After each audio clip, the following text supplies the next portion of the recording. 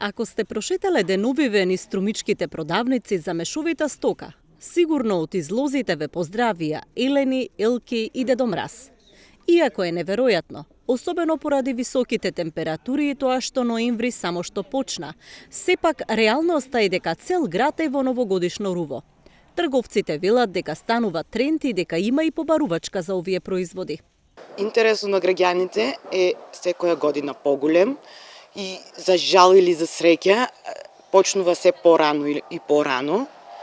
На нас трговците ни одговара и следеме што терат купувачите. Значи купувачите сакат порано, ние мора да изложуваме порано. Добавувачите ја носат порано робата, значи това станува некој европски тренд, европски моди, што мора ние сите да ги следаме, ако сакаме да бидеме од тек.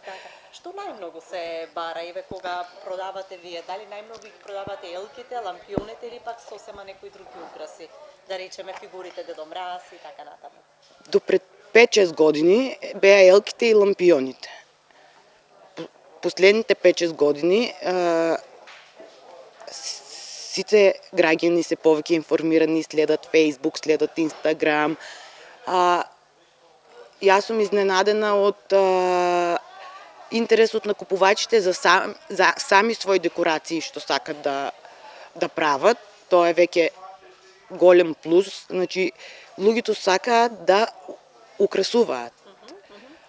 Сега, последните 2-3 години, и светлосните украси се многу актуелни. Повеќе домови и може и самите да видиме кога ќе прошетаме низ градот, колку е по-украсено и колку е по-убаво, колку по-убаво се осеќа таа атмосфера. Купувачи не се само струмичани и жители на регионот, туку доаѓаат и од Бугарија. Токму тие најмногу се заинтересирани за вакво рано пазарење, со оглед дека кај нив Божик се слави на 25 декември, па и еуфоријата порано пристигнува. Една од причините што почнуваме со порана изложба на новогодишните производи се купувачите од соседна Бугарија, Петрич, Благоевград. Сега за другите не знам, ама кај нас се доста голем бројот на купувачи од Бугарија. Има и грци, ама грците не се со толку голем број.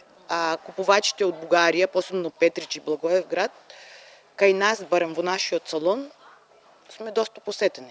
Новогодишно божикното украсување традиционално го има и во градот, на плоштадот и улиците, но минатата година поради кризата и ковид пандемијата, украсувањето беше сведено на минимум.